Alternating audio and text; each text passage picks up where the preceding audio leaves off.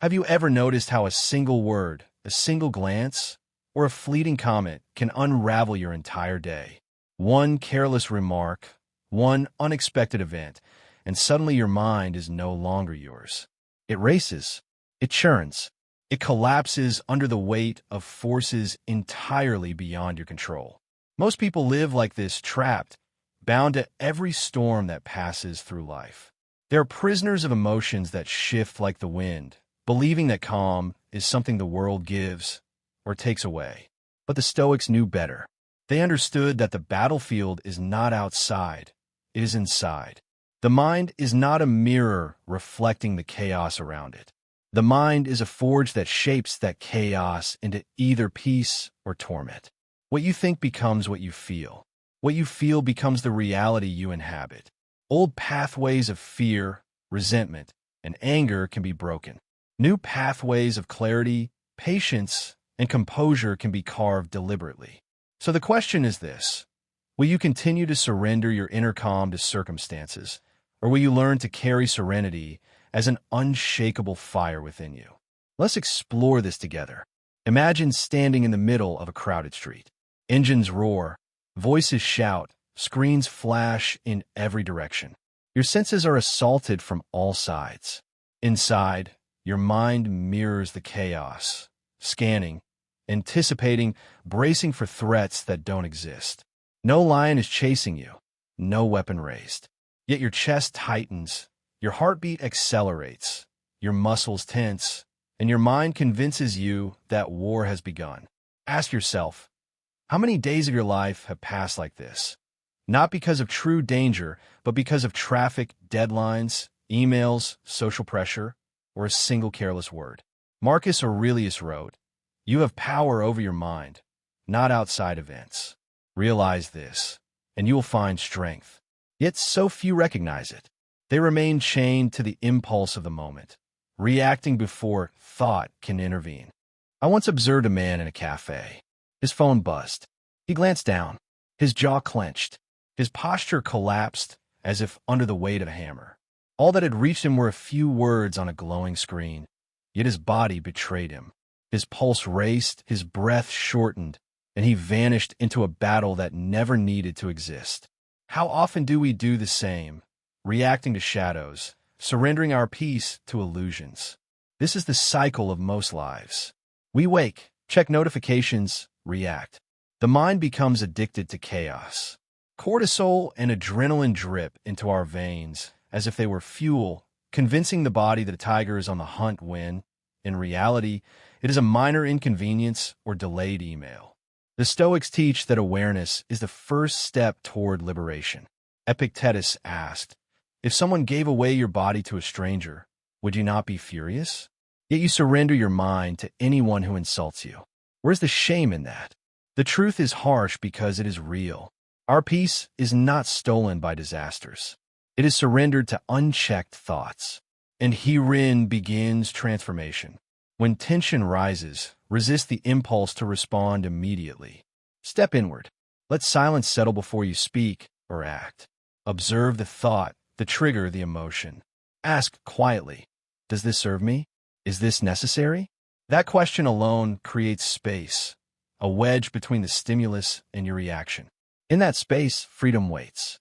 I remember a story of a man whose father carried calm like a shield. One day, a driver cut him off, shouting with fury. Everyone expected him to explode. Instead, he smiled, rolled up the window, and continued. "Why should I let a stranger live in my head for free?" he said. Simple words, lived, not taught, yet they cut deeper than any philosophy book I have read. Science echoes this wisdom. Stress is not imaginary, it is chemistry. When anger rises, cortisol floods your veins, adrenaline spikes, and your blood pressure climbs.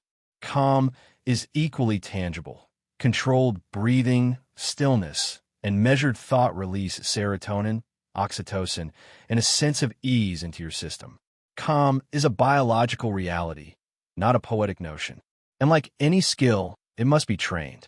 Pause in small moments. A driver cuts you off, pause. A colleague interrupts, pause.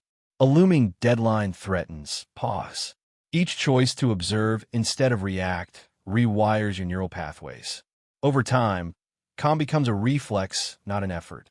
Seneca wrote, "We suffer more often in imagination than in reality." When you stop rehearsing anger and fear, they weaken. When you train composure, it strengthens like muscle under repeated strain. Let's go deeper. Picture yourself in the midst of an argument for the 100th time. The faces, the words, the tension, they differ, yet the feeling in your chest is identical. Tight, hot, consuming. You are replaying years of habit, not responding to the moment. This is the trap of reaction. A mind untrained becomes a soldier, firing without seeing. Our brains store old patterns. The amygdala, sentinel of survival, does not distinguish a real tiger from an approaching deadline. Every minor insult triggers the same survival response. Awareness is the blade that cuts these chains. Observe the surge rising. Pause. Breathe. Let yourself ask, is this me or an old recording playing? This tiny act of noticing breaks the cycle. Calm is not suppression. It is mastery. It is standing in fire without burning, observing without being consumed. Each breath, each deliberate pause, each act of presence strengthens the neural pathways of composure. The external world will never cease to test you, but how you meet it is your choice. Visualization is another tool. Athletes rehearse victory in the mind before action. Warriors envision calm under fire before battle. You can do the same. Picture yourself in conflict. Words thrown, pressure rising, anger threatening. See yourself steady, breathe, act with clarity. Repetition rewires your brain to make calm automatic. Meditation and mindfulness anchor this process. Sitting in silence, the torrent of thoughts will rage like a river. At first, you may drown, but slowly, you become the observer on the bank.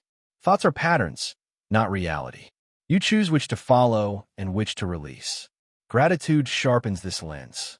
By noticing small blessings, morning sunlight, a warm cup of tea, a kind word, you weaken despair and anchor calm. Rest, nutrition, and controlled stress fortify this inner citadel.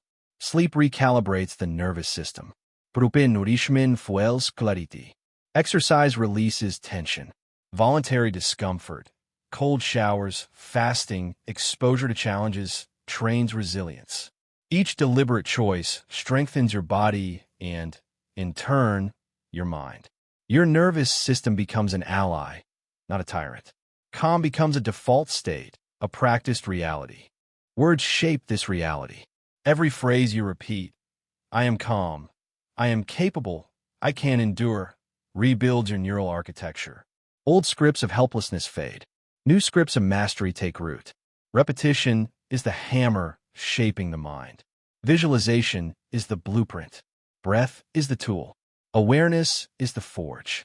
The final lesson: life will never stop presenting storms. Insults, setbacks, betrayals, failures, they will come. The question is not if, but how you meet them. Will you surrender, reacting as you always have, or will you step into each challenge with calm as your shield? Calm is not passive. Calm is active discipline. It is choice made moment after moment. It is clarity amidst chaos. It is the mastery of self over circumstance. So here is the question I leave with you.